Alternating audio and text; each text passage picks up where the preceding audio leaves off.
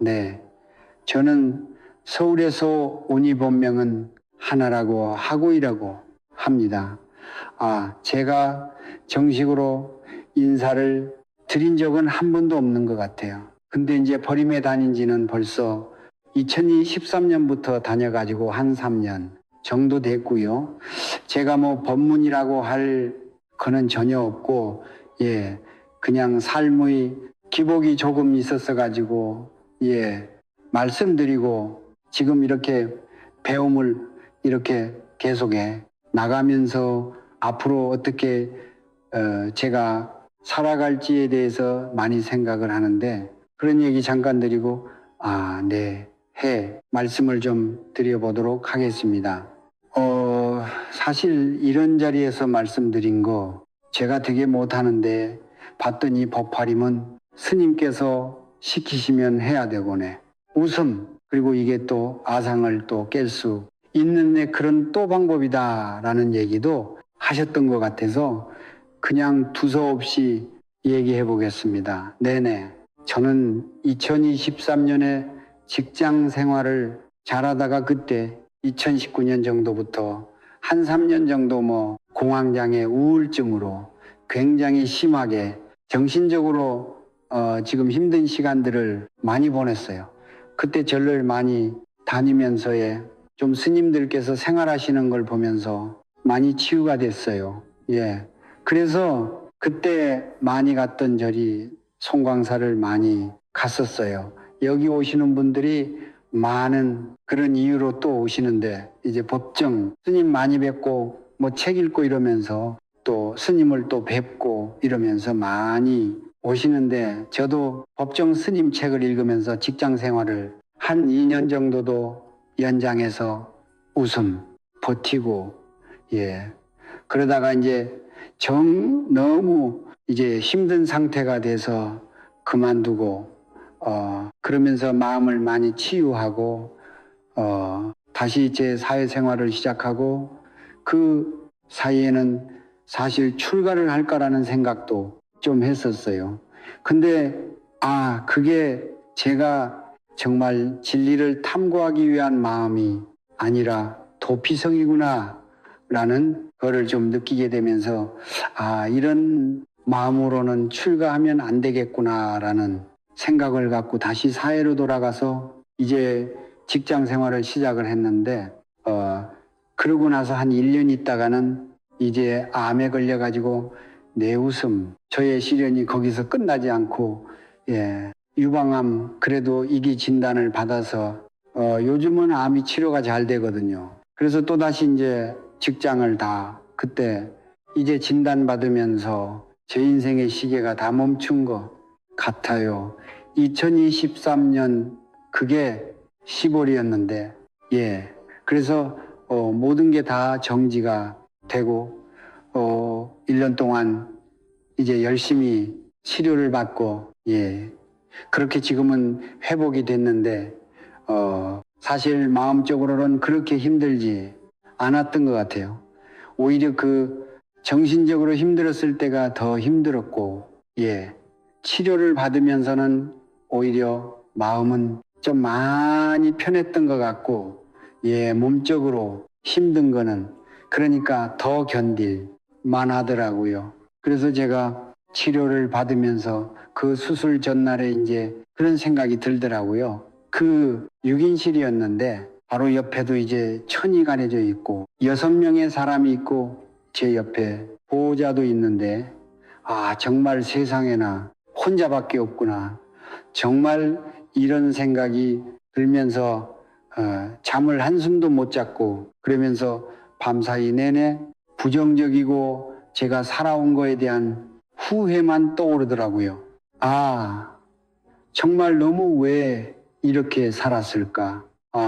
그러면서 이제 결심을 했던 게, 내가 다시 살게 되면 그때는 다시 또 이렇게 죽음이 구체적으로 다가왔을 때는, 이런 생각으로 난 죽지 말아야 되겠다라는 웃음, 생각을 굉장히 강하게 갖게 됐어요. 그리고 이제 당연히 법정안이 그 병원 생활하면서 스님 법문도 많이 들었고, 예, 그러면서 나름대로는 예, 무엇이 이렇게 하는가를 웃음 계속 생각하면서만이 예, 그 도움이 됐던 것 같아요.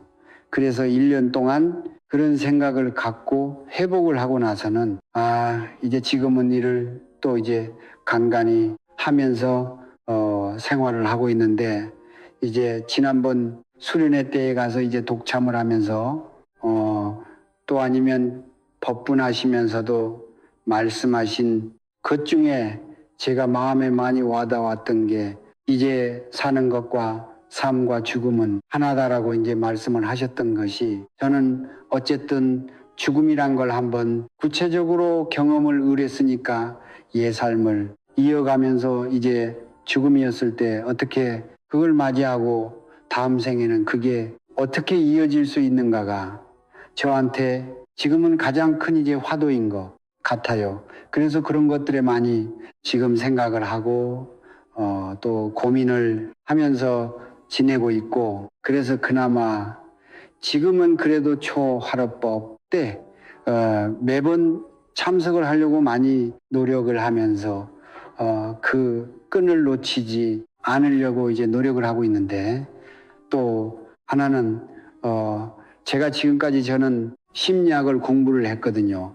그래서 제가 공부해온 것들 그리고 지금 이렇게 뭐 수련이라고 한다면 좀 부족하지만 수련하고 있는 것들을 이제 남은 인생 동안 어떻게 좀 풀어내고 저 같은 고통을 겪었던 사람들한테 이제 그 고통을 좀 줄일 수 있게 줄 수 있을까라는 것을 좀 구현해 내는 게 지금은 또 다른 숙제인데 조금씩 그런 생각들이 지금 구체화되고 있는 상태입니다. 그래서 예, 지금은 모든 지금 사실 몸 상태는 예전보다 뭐 이렇게 공격하긴 그렇지만 몸무게가 뭐 10kg 정도 빠지고 예, 몸 상태 자체는 그렇게 좋지는 않지만 정신적으로는 굉장히 가볍고 예, 보는 분들마다 정말 얼굴이 너무 좋아졌다고 웃음 얘기를 하시면서 저 자체도 그런 뭐 마음이나 이런 것들은 많이 이제 가벼워진 것 같아요. 더 단순해지고 가벼워지고 그래서 이제 남은 삶을 이제 어떻게 하면은 더 잘 이제 살아내고 예, 그렇게 갈 것인가 하는 것들이 조금씩 정리가 되고 있는 예, 그런 상태로 가고 있어서 굉장히 두서없이 말씀드렸지만 항상 그래서 제가 한 달에 한 번씩 이렇게 오면서 이제 좀 살만하니까 지금 아침에 일찍 일어나서 오는 게 힘들다라는 생각이 들 때도 있어요.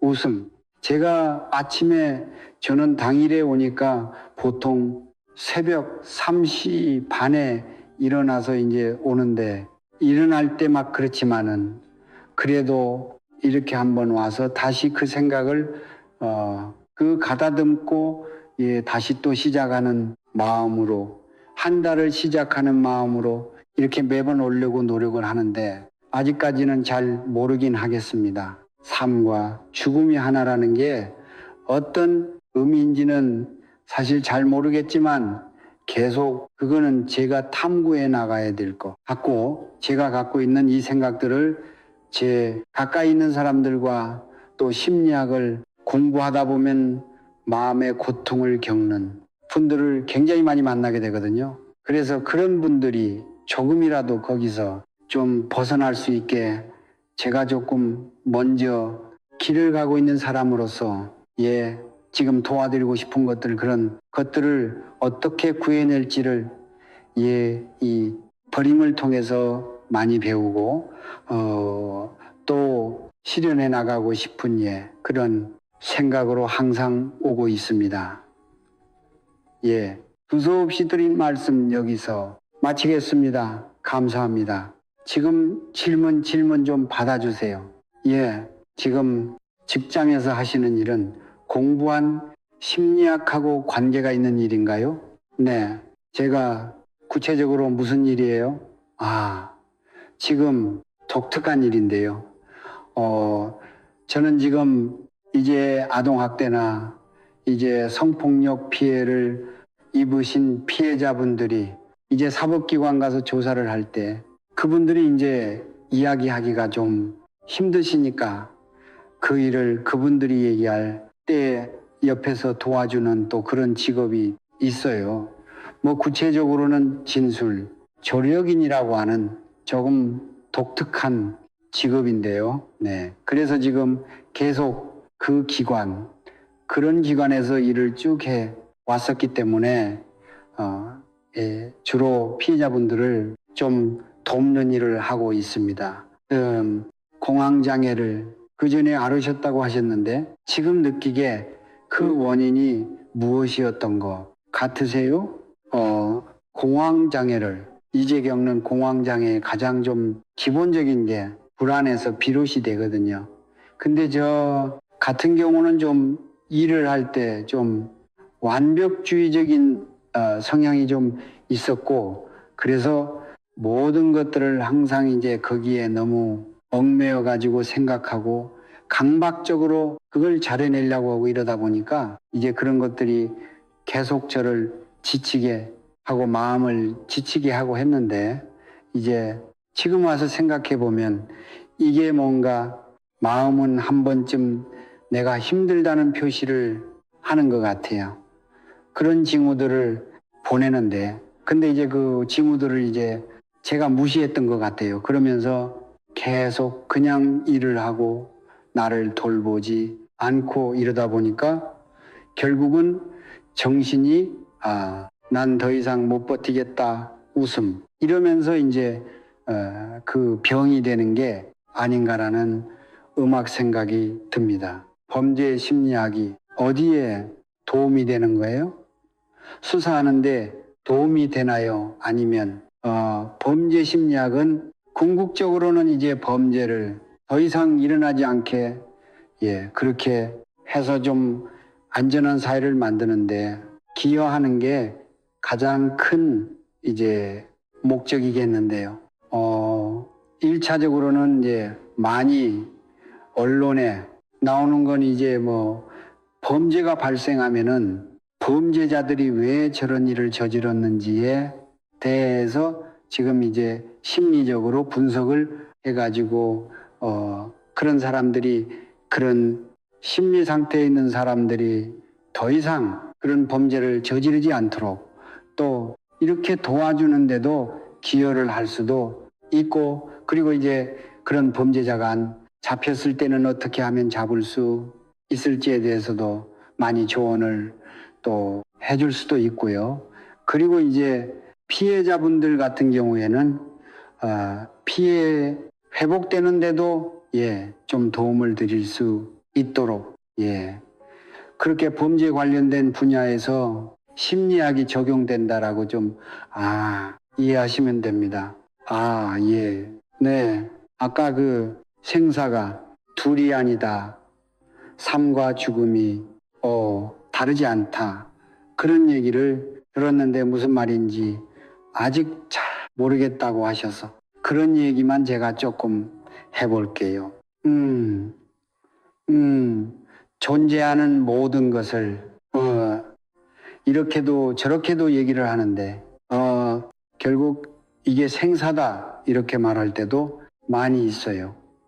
불교에서 그리고 생사가 다 괴로운 일이기 때문에 그 생사의 괴로움으로 벗어나는 것 이것을 해탈이라고 하고 생사가 없는 그 적정한 상태 괴로움이 없는 상태 이것을 열반이라고도 하고 그러니까 이 모든 것이 다 생사 속에 있고 그게 다 우리에게 괴로움을 가져오기 때문에 부처님은 이 모든 것 속에서 즐거움이나 의미를 구하지 말고 이것이 다 괴로움이라는 것을 아주 진실하게 또 깊이 통찰하고 그로부터 벗어날 길을 찾으라는 가르침이고 그 불교는 그 생사의 괴로움에서 벗어나서 열반과 해탈에 이르는 길을 보여주고 있는 거예요. 근데 부처님의 가르침도 이제 소승, 대승, 일불승 또 최상승의 선 이렇게 근기에 맞게 다양한 관례로 펼쳐졌는데 우리가 많이 접하는 반야심경이나 금강경에 보면 이 생과 사가 사실은 있는 것이 아니기 때문에 그것을 바로 보는 것, 조견하는 것, 이것이 이제 생사의 괴로움에서 벗어나서 열반에 이르는 길이다.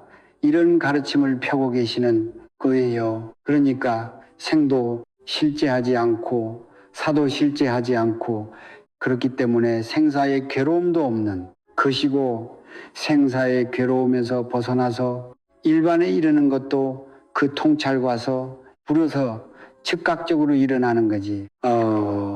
또 뭐 무슨 길로 가가지고 어디 토하는 것이 아닌 것이죠. 그러니까 생도 공하고 사도 공하다. 그 둘 다 공이라면 이게 다를 리가 없잖아요. 생과 사가. 그러니까 살아 있어도 살아 있는 것이 아니고 죽어도 죽는 것이 아니라는 말이에요. 근데 우리가 생과 사를 보는 것은 어이어서 금강경의 가르침으로 보자면 아상, 인상, 중생상, 후자상 그리고 거기에서 파생되는 수많은 분별 때문에 잘못 보고 있는 것이에요. 그러니까 근본적으로 내가 이렇게 있다, 내가 살아있다 이렇게 생각하니까 그렇게 분별하니까 그다가 이제 언젠간 죽을 것이다. 언젠가 죽는다. 그리고 지금 죽는다. 이렇게 이제 생각하면서 또 죽음의 괴로움을 느끼는 거죠. 사는 동안도 내가 이것저것 구하는 것도 있고 필요한 것도 있고 또 이 나의 존재 자체가 조금 더 안락하고 만족스러웠으면 좋겠는데 뭐 그런 것들이 이루어지지 않을 때 우리가 고통을 느끼는 거잖아요. 그러니까 나아가 있는 한은 그 고통에서 벗어날 수가 없는 거예요. 그리고 나가 소멸될지 모른다는 불안, 두려움. 이것이 결국은 이제 우리를 극단적인 어떤 고통에 몰아넣는 거죠. 그게 보통은 이제 죽음이 닥쳐왔을 때 느껴지는 것이고 공황장애 같은 것도 이제 그렇게 내가 결국은 이제 무화될 것이다. 사라지고 말 것이다. 그런 생각 때문에 이제 우리에게 이렇게 밀려와서 내 존립의 근거를 흔드는 것처럼이 아무것도 못하게 만들고 그러는 거죠. 그러니까 살면서 우리가 육체적으로 느끼는 여러 가지 괴로움도 이 몸이 나다, 내 것이다. 그리고 이것이 건강하고 편안하고 좋은 상태였으면 좋겠다. 오해 혹은 영원히 이렇게 섰으면 좋겠다. 그런 생각 때문에 느끼게 되는 것이고 또 이제 실제보다 더 과장해서 느끼게 되는 것이고 심리적으로 느끼는 수많은 불행감, 편안하지 않은 느낌, 또 뭐 큰 좌절감이나 두려움이나 뭐 이런 것도 다 결국은 아상에서 비롯되는 것이고 나가 있으니까 나가 이제 불행해지거나 사라지거나 하는 것을 싫어하고 두려워하는 그런 심리 현상이죠. 그러니까 결국은 우리가 생사에서 괴로움을 느낀다는 것이 다 내가 생각으로 나가 있다. 그리고 내가 행복하고 영원했으면 좋겠는데 그렇지 못하다라는 것에서 오는 것이에요. 그러니까 이 금강경 같은 그런 반야의 가르침은 이나가 정말 있는 것인지 돌아보라고 직시하라고 그렇게 얘기하는 것이고 그렇게 보면 나가 실제하지 않는 것이고 금강경에 비유한 대로 몽형, 꿈속의 존재와 같은 것이고 허수아비 같은 것이고 물거품 같은 것이고 그림자 같은 것이라는 거예요. 그것을 깨닫는 순간 이제 이 생도 존재하지 않는 것이고 뭐 내가 태어나는 일도 없고 또 이렇게 살아가는 일도 없고 그런데 무슨 죽는 일이 있겠어요? 그러니까 이제 삶의 괴로움 혹은 죽음의 두려움 이것들이 다 이게 사라져 버리게 된다는 것이죠. 그러니까 생과 사가 같다. 같은 것이다. 이것을 얼른 파악하기가 힘들면 생이 정말 존재하는 것인가? 사가 정말 존재하는 것인가? 이렇게 보고 그것도 좀 얼른 통찰이 안 되고 사변적으로 생각으로 막 이렇게 흘러갈 것 같으면 이 나가 정말 있는 것인가? 이렇게 돌아보는 게 좋아요.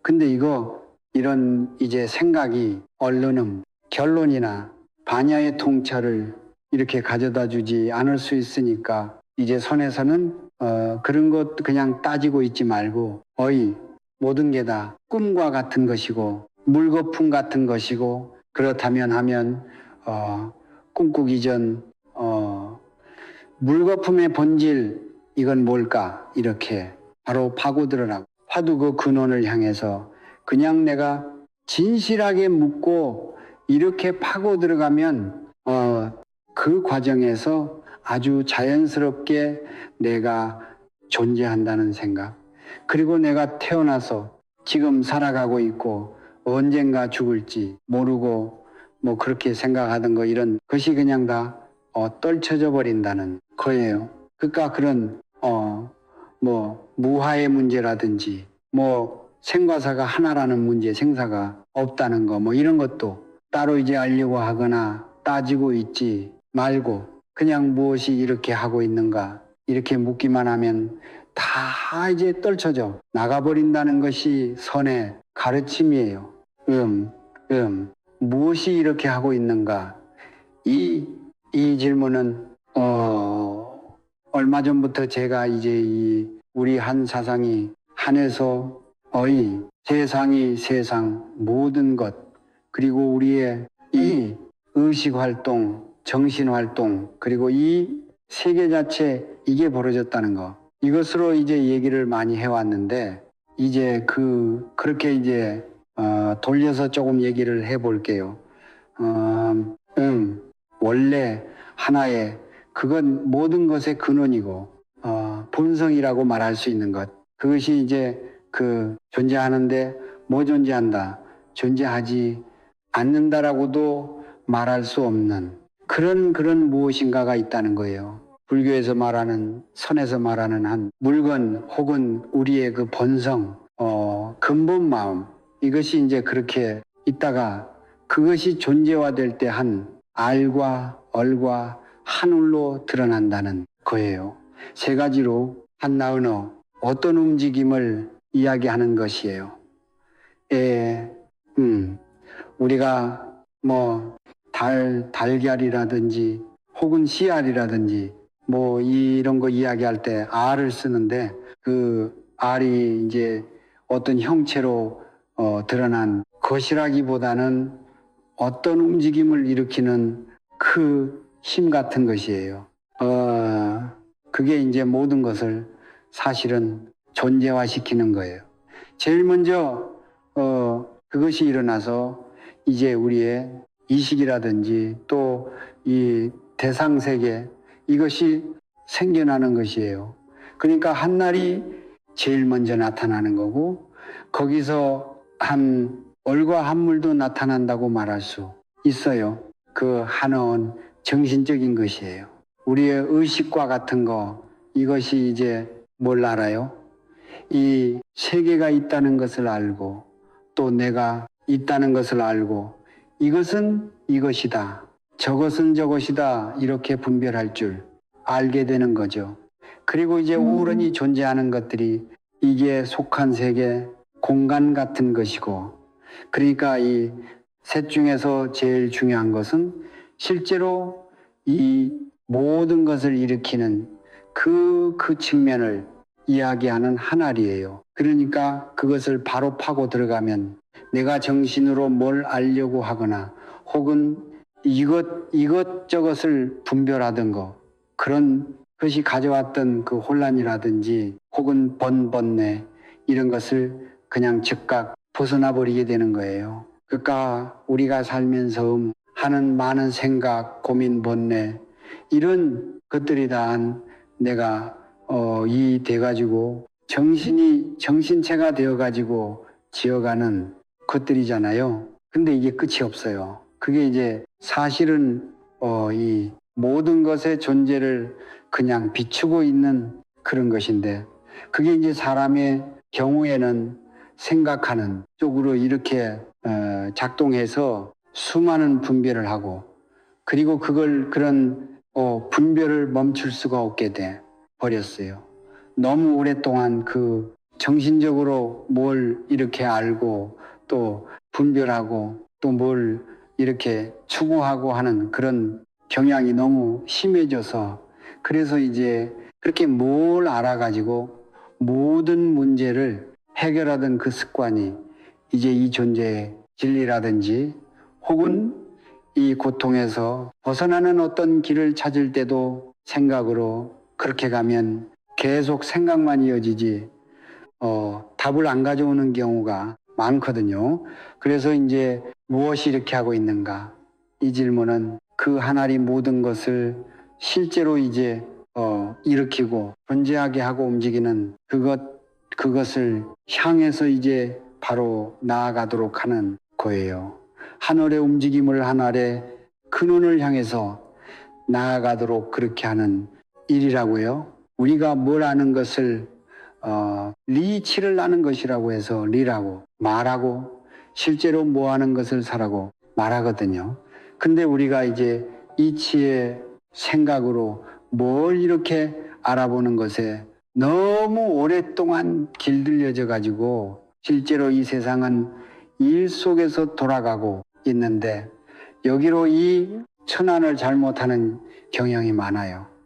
모든 중생들이 그래서 이제 선에서는 뭘 하려고 하지 말고, 그런 아르마리를 내지 말고 그냥 묻는 일로 돌아오라고. 그래서 이제 정말 무엇이 이것들을 하고 있는가, 이런 화두, 우리의 본창공한 여기로 돌아와 가지고 이렇게 묻는 것이 내일이 돼버리면 자연스럽게 그 일 속에서 이 모든 것의 근원인 그 한 이것에 하나가 되어가고, 그 근원의 자리에 내가 계해서 언제나 그것을 확인하게 되고, 그동안 생각으로 막 이것저것 알려고 하고 이렇게 뭘 알아가지고 보려고 하고 하던 그 오랜 습관, 이런 건 자연스럽게 떨어져 나가버리게 된다는 말이에요.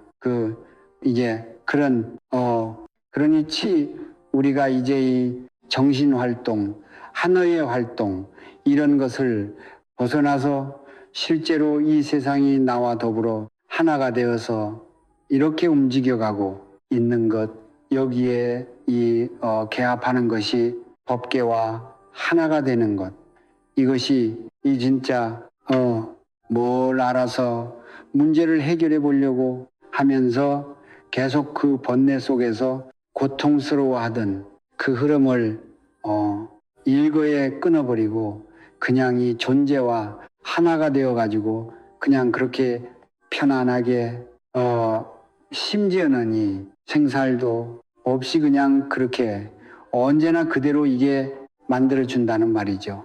그러니까 그렇게 나아가는 거, 이것이 이제 부처님의 가르침이고, 그리고 우리 조상들은 어떻든 지금 많은 기존의 사학자들이 이렇게 실제 우리 역사라고 인정하지 하지 않는 예컨인데, 지금 환단고기 논쟁이 막 여기저기 뜨거운 것 같은데, 그런 그 기록 막 이런 것을 우리 선조들이나 처음이 그 세상에서 살기 시작하고 또 나라를 이루고 이 세상을 이렇게 모든 살아있는 것들이, 모든 사람들이 다 행복하게 이익되게 그렇게 살아가는 홍익인간의 그런 삶을 이끌었던 그런 분들이 남긴 그런 가르침으로, 사실은 지금과 같은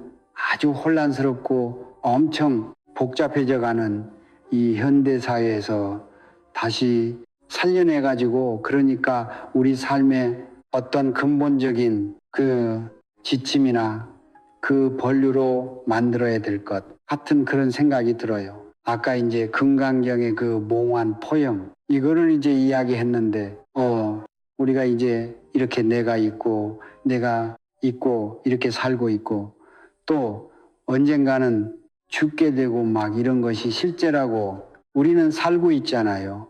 그런데 이거를 부처님은 꿈과 같은 것이라고 다 꿈길의 것들이라고 말씀하셨단 말이에요.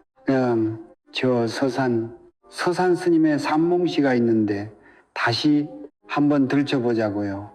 제2의 서산 스님이 서산대사가 어느 날 생각을 하시다가 어떤 그 주점에 마루에 앉아 있었대요. 근데 저쪽에서 주인하고 그 주점에 들른 손님하고 꿈 얘기를 하고 있는 거예요. 서로 자기가 꿈꿨다고 그걸 보고 이제 서한 스님이 우리가 다 꿈속의 사람이라고 꿈 얘기하는 그 주인이나 꿈 얘기하는 그 객이나 다 몽중인이라고 이렇게 설파하신 개송이에요. 주인이 꾼 꿈을 객에게 이야기하고 주인 몽살개, 객은 또 꿈꿈을 주인에게 이야기하는 한해 객몽설 주인 금설 이몽객 지금 꿈 이야기를 두 꿈 이야기를 하는 사람들이 다 꿈속의 사람들이네. 이 역시 꿈속의 사람들이네. 이런 뜻이에요. 여러분들은 지금 우리가 여기 앉아서 이렇게 이야기하고 있는 것이 꿈속처럼 느껴져요. 그렇게 안 느껴지죠? 진짜 같죠? 웃음. 그러니까 사는 게 괴로운 거예요. 이것 저거 다 문제로 느껴지고 도저히 이렇게 벗어날 수 없는 감옥 같은 데 갇혀 있는 느낌이고 병원에서 이제 살고 싶은데 곧 죽을 거라고 하고 죽음만 기다리고 있는 환자처럼 우리 존재가 느껴지는 거예요. 네, 꿈이라는 걸 깨달아 버려야 돼요. 꿈이라고 생각만 하고 있어서 안 되고 이게 진짜 꿈처럼 이게 꿈이로구나 하고 확연히 느껴져야 된다는 말이죠. 그게 이게 꿈이라는 것을 깨달은 것이에요. 그럼 어떻게 꿈에서 깨닫아나서 이게 꿈이라는 걸 깨닫느냐? 지금 꿈속에 이 사람이 누구냐? 이게 나냐 너냐 혹은 꿈속에 이 일이 이렇게 된 거냐 저렇게 된 거냐 이런 거 가지고 시비하고 있어서 안 돼요. 끝도 없어요. 어떻게 해야 되겠어요? 깨려면 어떻게 해야 되겠대요? 무엇이 이 꿈을 꾸고 있는가 물어야 이 꿈이 무엇이 지어내고 있는 것인가? 꿈은 우리가 꿈을 꾼다 이렇게 이야기하잖아요. 근데 꿈을 무엇인가가 만들어내잖아요. 그리고 그게 이제 꿈을 꾸는 전부가 아니고 다른 무엇인가가 그 꿈 속에서 그것을 경험을 해요. 이걸 꿈꾼다고 하는 거예요. 그까 자기가 지어내면서 자기가 또 그거를 경험을 하는데 그 경험을 하는 사람은 자기가 지어냈다는 것을 모르는 거예요. 이것이 꿈에 속는 것이라고 이것이 문제예요. 자기가 겪고 있다는 것만 알고 그걸 현실이라고 느끼는 거지. 자기가 이 꿈을 지원했다는 것을 모르는 거예요. 자기가 그 꿈을 만들어서 꾸고 있다는 이것을 깨달아야 되는 거예요. 그러니까 뭘 물어야 되겠어요? 무엇이 이걸 경험하고 있는가? 이렇게 묻는 것보다 무엇이 이 꿈을 만들어 내고 있는가? 이렇게 묻는 것이 더 좋다는 말이에요. 그래서 이모고 할 때 무엇이 이렇게 하고 있는가? 이것은 무엇이 꿈을 꾸고 있는가? 이런 물음이라고도 말할 수 있어요. 그렇게 묻는 걸 통해서 진짜 이것이 지내고 있구나. 이것이 꾸는 꿈이로구나. 이렇게 이제 확인하게 알게 된다는 말이죠. 그러니까 무엇이 이렇게 보고 듣고 알고 생각하고 행동하고 하는가 이렇게 물으라고 하기도 하는데 이거는 어찌 보면은 조금 이렇게 그 근원의 질문이 돼서 약간 벗어난 거예요. 그 효과적이지 않아요. 무엇이 사실이니 모든 일을 그냥 이렇게 만들어내고 있잖아요. 진행시키고 있다고, 이것이 전체적인 것이에요. 근데 무엇이 본다 그러면 벌써 보는 나 듣는다면 듣는 나, 이것을 전제하고 이제 그렇게 물으니까 이 개야 나도 지금 보지만 다른 사람도 볼 수 있잖아요. 나도 듣지만 다른 사람도 들을 수 있다고. 그러니까 이렇게 개화에 떨어져 가지고 그때 이렇게 파고 들어가면 멀어. 그러니까 이 모든 것을 다 무엇인가가 만들어내고 있다고. 그런 존재를 우리가 이제 친화적으로 뭐 신이 그렇게 다 창조했다. 신이 또 막 이렇게 세상을 섭리대로 꾸려가고 있다. 이렇게 이제 생각을 해 왔잖아요. 근데 그렇게 그런 생각 혹은 그런 그 예로부터 전해온 그런 신화 같은 데 대한 믿음 이런데 떨어지지 말고 진짜 무엇이 이렇게 해 가고 있는가 이렇게 물으라는 거예요. 무엇이 보고 무엇이 듣고 무엇이 경험하고 있는가 이렇게 물으면은 꿈속에서 지금 이걸 뭐가 이렇게 이런 걸 경험하고 있지 이렇게 묻는 것처럼 돼버려요. 그러니까 더 근원적으로 무엇이 꿈을 꾸고 있는가 이렇게 묻듯이 하려면 지금 이 모든 것을 다 무엇이 이렇게 해가고 있는가 이렇게 물으라는 거예요. 양자 물리학이 모든 것이 다 연결되어 있는 하나이고 그리고 어떤 때는 존재화되고 어떤 때는 이게 존재할 가능성으로만 남아있고 그러는데 그거를 결정짓는 것이 보는 자라고 이야기했어. 보는 자, 이제 원래 양자가 그냥 이렇게 존재하고 있다가 그것이 이제 물질로 드러나는 것이니 보는 자가 볼 때이고 드러나지 않을 때는 이게 보는 자가 안 볼 때이고 그렇다고 이야기를 하잖아요. 그러니까 보는 자가 사실은 이제 굉장히 존재와 비존재를 결정하는 근원적인 존재, 필수적인 존재다. 이렇게 이제 이야기를 하는데 막상이 양자 자체가 무엇인가 이렇게 파고 들어가 보면 이거는 요즘에 이제 양자물학자들이 많이 하는 주장인데 이게 의식이라는 거의식, 양자가 의식이라는 거예요. 우리가 의식이라고 생각하는 거 있잖아요. 그 의식이 우리가 나는 뭐 이런저런 의식이 있어. 잠에서 깨가지고 지금 의식이 깨어났어. 이렇게 느끼는 그 의식 있잖아요. 그 의식이 사실은 양자라는 거예요. 그러니까 그게 어떤 때는 보기도 하죠. 꿈에서 깨나면은 이제 그게 보이고 잠에서 깨나가지고 이것저것 볼 수 있게 되잖아요. 근데 그렇게 이제 보는 것과 동시에 뭐가 이렇게 생겨나는 건 사실인데 진짜 이 생겨나고 어떤 때는 생겨나지 않고 한 그 참 존재는 양자고 그 양자가 바로 우리의 의식이라는 그 의식 자체라는 거예요. 그러니까 우리 의식이 어떤 때는 보는 힘도 가지고 있지만 어떤 때는 그냥 그렇게 존재하기도 하고 존재하지도 않기도 하는 그런 상태로 있는 거예요. 그걸 양자라고 하는 거라고 보는 것이 이제 그걸 존재하게 하고 보지 않는 것이 안 존재하게 하니까 중요한 관건이긴 한데 있지도 않고 없지도 않은 상태로 있는 언제나 그대로 있는 그것이 바로 양자고 그것이 우리가 흔히 쓰는 말로 하면 그게 바로 의식이라는 것이라고. 그러니까 본다는 것은 의식의 한 작용 혹은 한 측면에 불과한 거예요. 그게 이제 이게 존재화되는 거하고 동시적으로 그게 드러나니까 절대적이고 중요한 관건 변수인 것 같기는 한데 사실은 이제 존재하든 존재하지 않든 언제나 그대로 있는 그것이 바로 양자이고 그것이 의식이라는 것이라고. 그러니까 그것을 바로 참고해 들어가는 게 좋다는 말이에요. 아까 무엇이 이렇게 보는가, 무엇이 이렇게 듣는가, 무엇이 이렇게 경험하고 있는가 이렇게 물으면 꿈속에서 이 꿈꾸는 아이 나가 뭐지? 이렇게 묻는 거하고 비슷하다는 말이에요. 근데 이제 무엇이 꿈을 꾸고 있는가? 이렇게 묻는 것은 양자 자체가 무엇인가?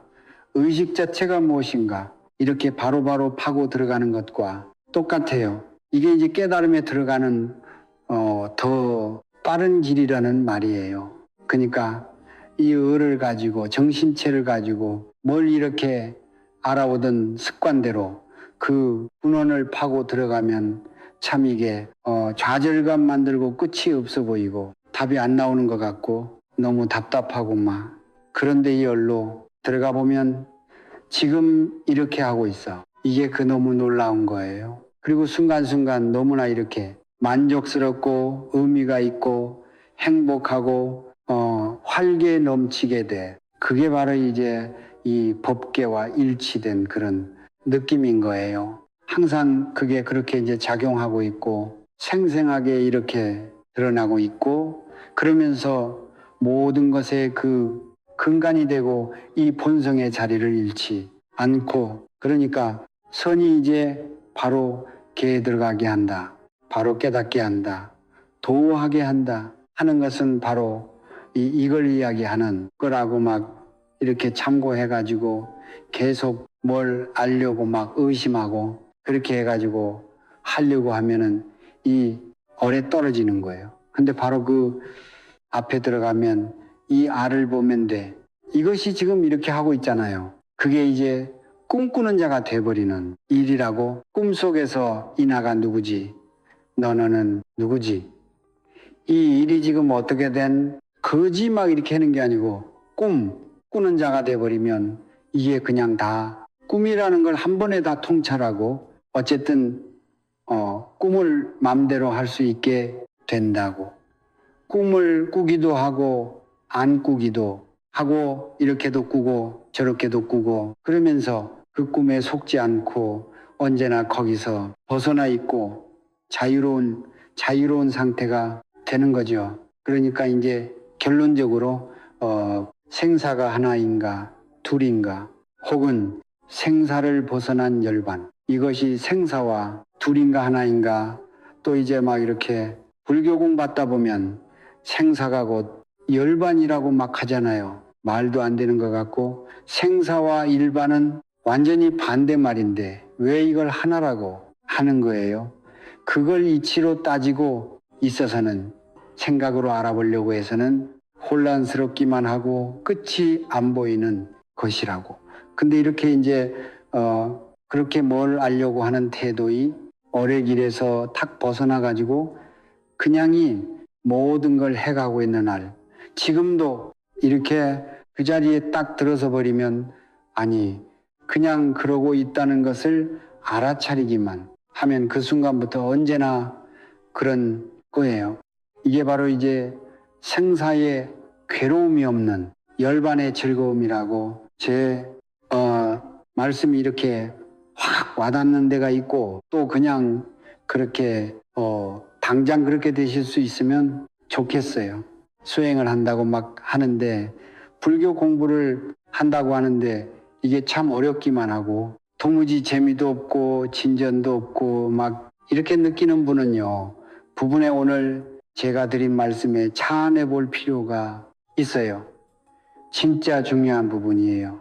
이것이 사실은 이제 아는 것과 실제 이것을 가르는 혹은 교와 선을 가르는 그 핵심적인 부분이에요. 저번에 그 아리랑 스리랑 얘기했잖아요. 우리 민족이 뭐 국가보다 더 오래 우리의 노래로 알고 살아온 날이랑 이게 뭐 이렇게 헤어짐의 슬픔을 노래한 그런 노래, 한설린 노래 그런 게 아니고 사실은 이것을 일깨우는 거예요. 알한 알때 알. 그리고 그것의 존재를 누리를 붙여 가지고 알으라고 하잖아요. 요즘에 애를 가진 엄마들이 태명을 아리라고 많이 하대요. 웃음. 우리가 그 아래에서 처음 나온 거예요. 우리 존재가 모든 존재가 그것이 움직여서 나타난 것이라고 그리고 그 다음에 나타나는 것이 시기예요. 우리가 그 12연기에서 보면 처음에 무명이 있어. 가지고 처음 나타나는 것이, 그 다음에 나타나는 것이 행이잖아요. 행이 바로 알이라고. 그리고 그 다음에 식이 나타나잖아요. 그 식이 바로 슬리에 슬, 얼.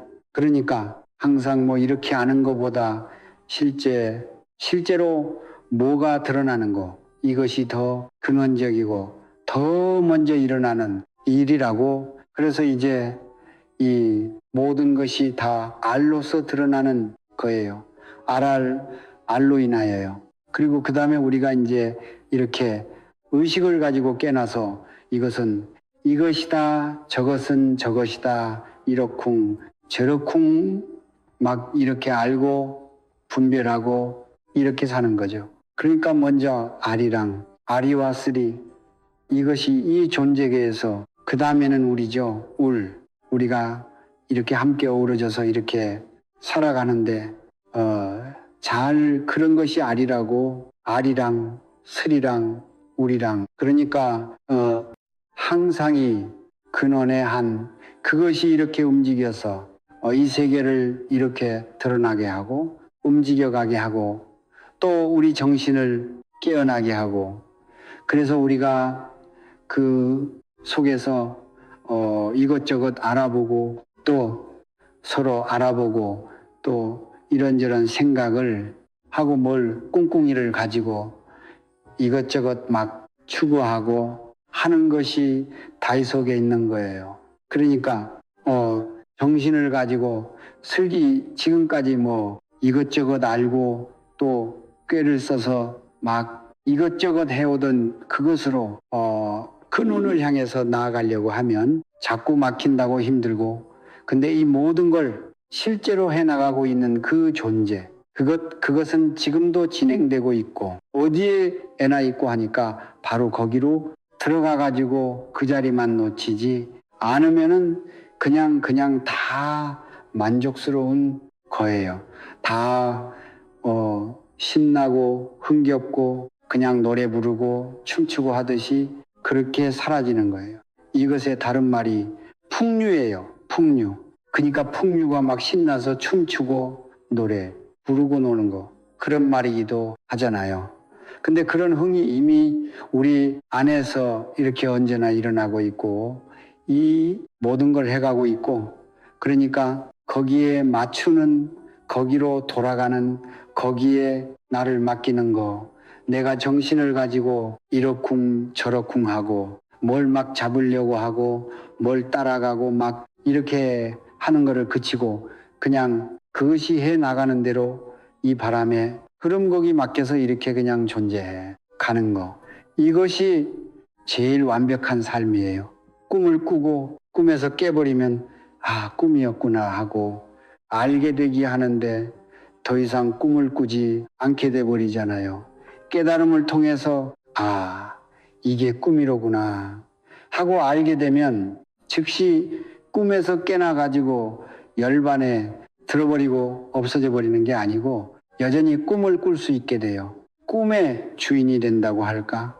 그래서 꿈인 줄 알고 계속 꿈을 꾸고 필요하면은 안 꾸고. 근데 이제 불보살님의 경우에는 꿈에서 깨어났지만 중생을 제도하기 위해서 여전히 이 생사 속으로 들어오시잖아요. 그게 이제 일부러 꿈을 꾸는 거예요. 그게 진짜 꿈에서 자유로운 존재이지 그냥 꿈에서 깨버려가지고 더 이상 꿈을 꿀 수 없게 돼 버렸다면 그 사람은 온전히 자유로운 사람이 아니라고, 그렇게 이제 생사에서 완전히 벗어나 버려서 더 이상이 세상에 돌아올 수 없게 돼 버리는 수행자가 아라한이잖아요. 독각. 그러니까 그게 이제 완전하지 않은 열반이라고 부처님께서 하신 거예요.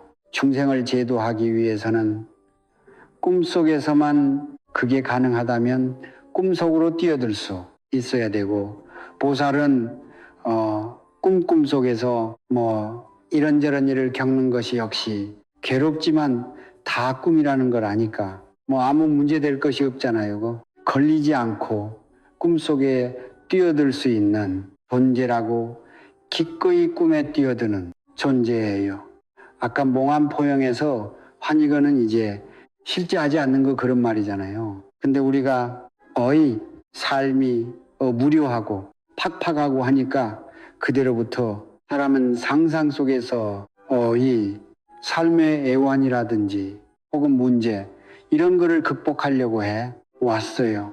그래서 이제 수많은 그 문학 작품이나 연극이나 이런 것이 생겨났던 그거 요즘에 와서는 이제 뭐 영화라든지 소설이라든지 혹은 가상세계의 모든 거 심지어는 우리가 이제 휴대폰을 들여다보면서 거기서 뭐 모든 뭐 소식이라든지 이제 인터넷 활동 뭐 이런 걸 하잖아요. 그런 게 휴대폰 화면에 드러난 거 그게 실제는 아니잖아요. 그렇지만 그걸 통해 가지고 실제의 것을 알고 마치 실제인 것처럼 그 가상현실을 실제인 것처럼 살아간다고 사람한테는 그런 그 독특한 재주나 능력이 있는 거예요. 그러니까 그런 것들이 다 환희예요. 환희 세계죠.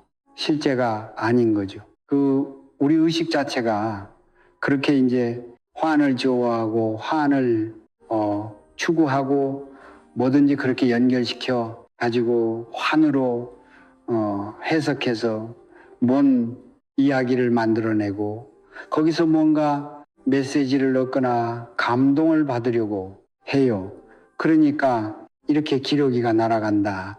그러면 이거 다 한 마리 한 마리 기러기들이잖아요. 근데 우리가 이걸 보고는 이 모양을 그냥 연결시켜 가지고 생각을 하는 거예요. 무점으로 뭐 예를 들어 점을 이렇게 찍어 놨다 그러면 이걸 다 고자라고 그냥 바로 인식을 하잖아요. 사실은 점일 뿐이지.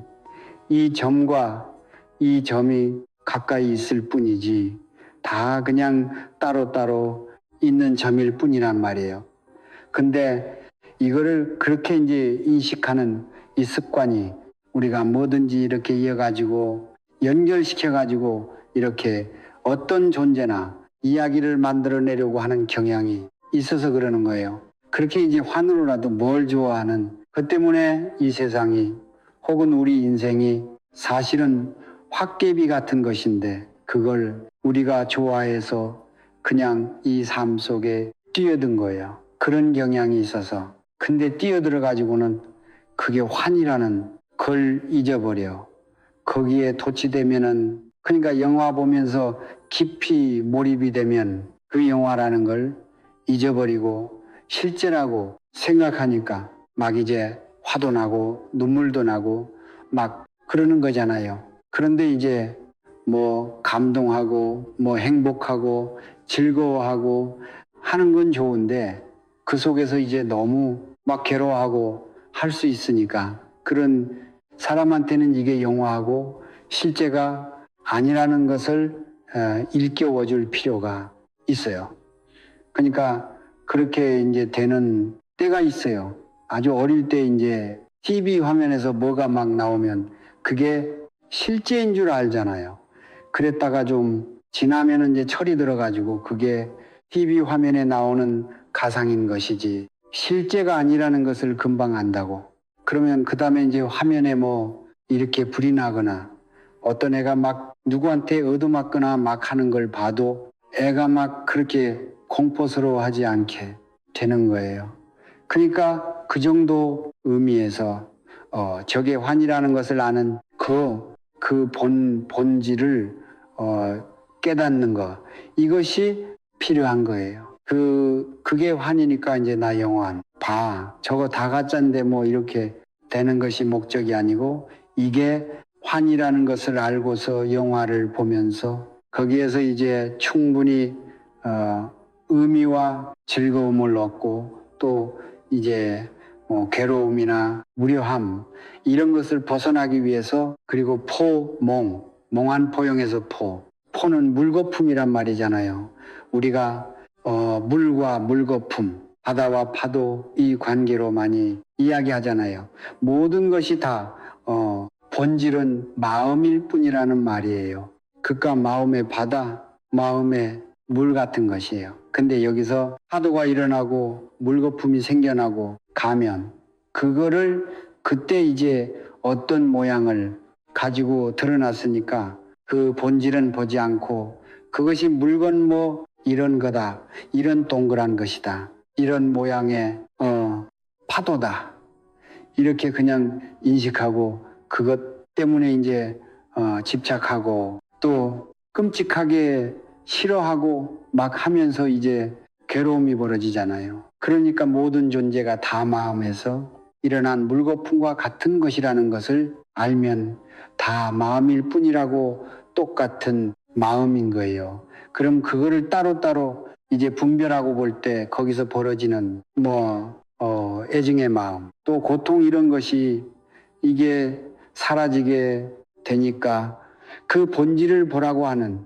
것이라고, 그 본질을 본다고 해서 파도가 이제 안 일어나게 된다든지 물거품이 더 이상 없게 된다든지 그런 건 아니에요.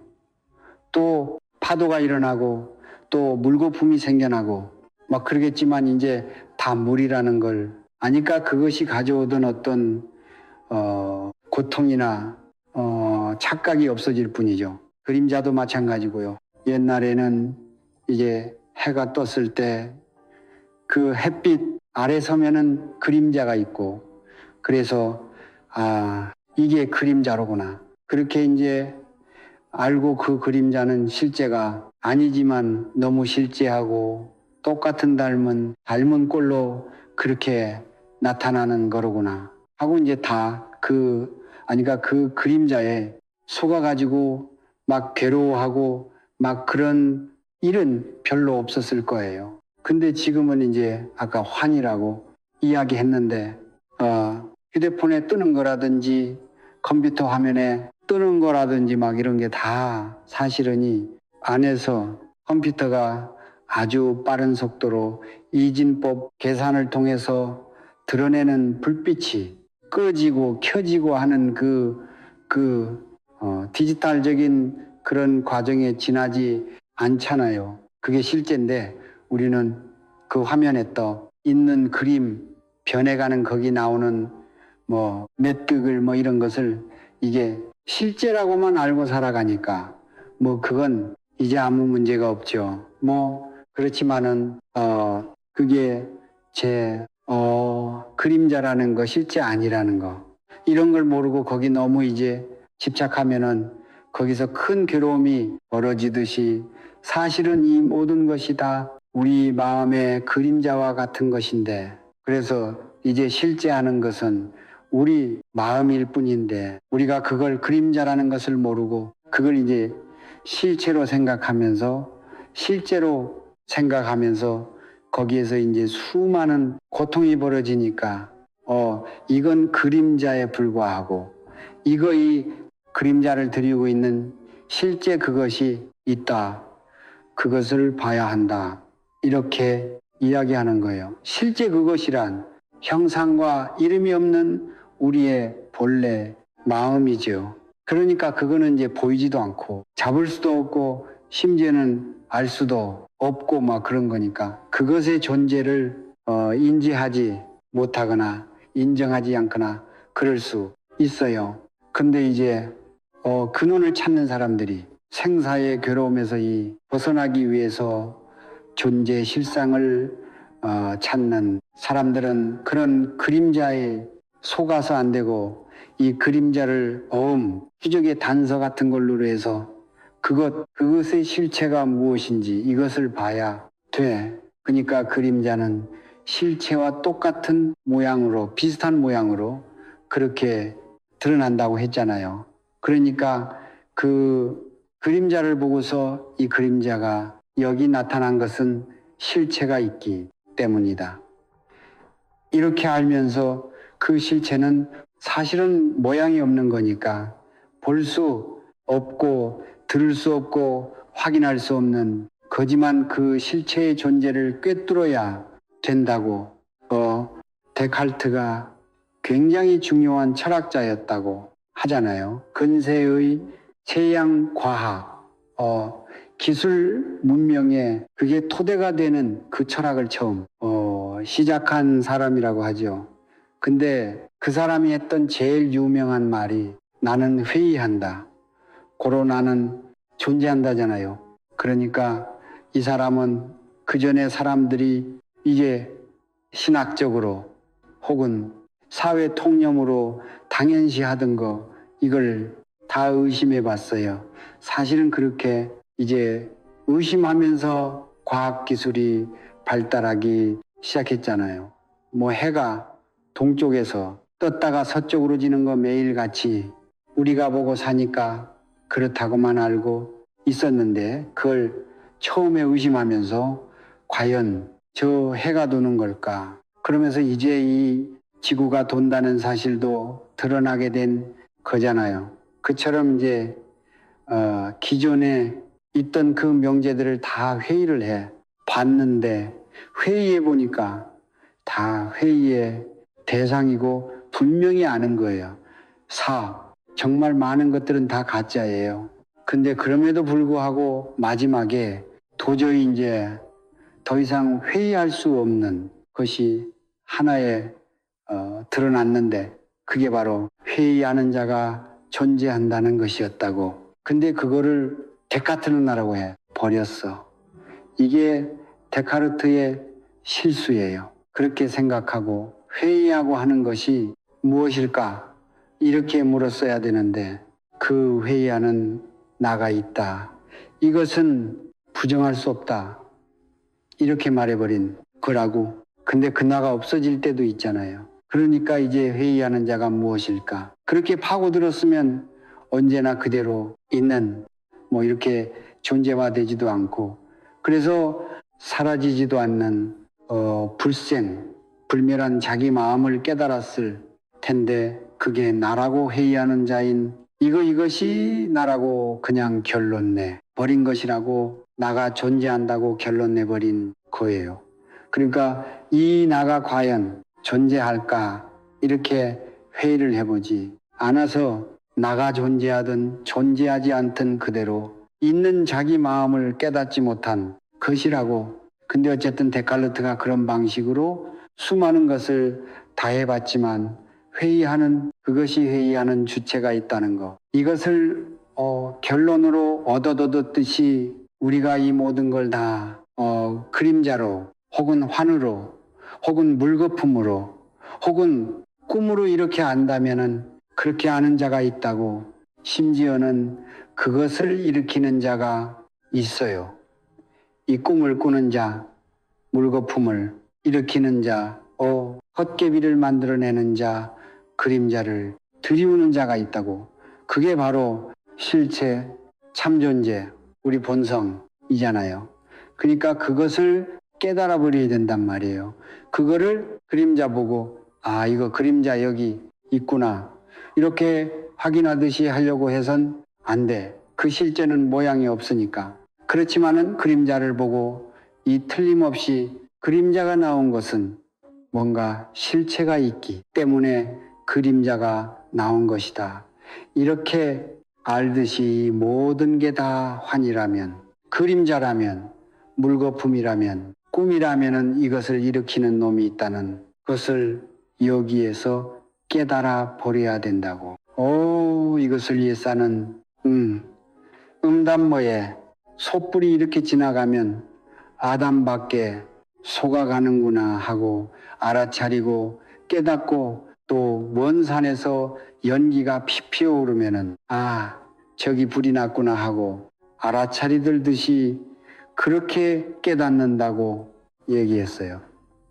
누구든지 다 그 실체의 그림자 꿈, 물거품, 꿈이 것을 일으키는 그 실체, 이것은 이와 같이 깨닫는 거예요. 데카르트가 회의해보고 회의하는 자, 이것의 존재를 도저히 더 이상 회의할 수 없었듯이, 물론 이제 그걸 나라고 이렇게 단정지어버린 건 이건 허물이지만 어떤 그것의 존재는 나중에 회의할 수가 없이 그렇게 극명하게 부각이 된 거예요. 그러듯이 이 모든 수행자들은 자기 본성이나 주인공이나 뭐 참 마음이나 불성이나 이것을 찾아 헤매다가 다 이 모든 거 이걸 보고서 이 그림자를 보고서 이 그림자는 틀림없이 무엇인가 실체가 있기 때문에 드러난 것이다 하고 그렇게 실체의 존재를 깨닫는 것이라고요. 다 그렇게 깨달아. 그러니까 아무것도 없는 데서 이것이 공의로구나 하고 그렇게 깨달은 사람 아무 마음 아무도 없다고. 본성은 공이에요. 불성은 뭐 있는 것이 아니라고. 본래 무일물의 마음자리니까 아무것도 거기 없는 거예요. 근데 그걸 어떻게 깨닫느냐? 뭘 보다가 혹은 뭐 무슨 소리를 듣다가 그러니까 소리나 뭐 형상이나 이런 건 다 그림자 같은 것이고 실제가 아니잖아요. 근데 그렇게 그걸 보다가 그 너머에 있는 그 실체, 형상이 없고 이름 붙일 수도 없고 한 그것을 깨닫는 것이라고 다 그렇게 깨닫는 거예요. 커피 더 많이 내서 저 뒤에도 아주 커피가 좋습니다. 이 차의 이름은 고려조네. 우리 고려시대 할 때 그 고려가 빛난다는 뜻이에요. 왜 이렇게 붙었지? 대만의 고산차인데, 예, 스님, 저 서서 할게요. 예, 저 아들이요. 먼저 딸에 떡했잖아요. 좋은 일이 있으라고요. 네. 그런데 그 여자친구가 그 선물로 먼저 보내준 거예요. 오, 진짜 여자친구 잘 만난 것 같네요. 근데 어디서 이런 걸 구했을까? 어떤 인연으로? 그러니까요. 그런데 너무 감사하고 고마운 거예요. 근데 우리 집에서 내가 아들한테 말했어요. 아들이 그 여자친구가 부모님한테 대서 내가 절에 가서 자랑하고 스님께 드려야 되겠다. 그랬더니요. 그냥 그러라 그러더라고요. 그래 저희 오늘날이 너무 오래 기다리는 거예요. 초하루가 웃음 맞떨어질까 봐서 얼마나 조마조마 했는지 몰라요. 근데 오늘 오게 돼서 너무 다행이에요. 근데 너무 이쁘죠? 네네. 세상에 얼마나 그렇게 아직 얼굴도 안 봤는데 점심 먹고 차담할 때 이 차 마셔 보자고요. 얼마나 감사한지 그냥 막 그거 챙겨놨다 들고 왔어요. 그 안에 그거 돈은요 빵값이에요. 제가 빵하라고 주문했거든요. 돈도 있네요. 예, 웃음 그 빵값이에요. 차만 마시면 심심할 그 같아서 지금 사람들이 다 경기가 어렵고 예 살림하기가 힘들다고 예 그러고 있고 우리 절에도 지금 먹을 게 거의 없어요. 웃음 밥 먹을 때 막 이래저래 빡빡 긁어 가지고 다 웃음 너무 잘 됐네요. 스님 감사합니다.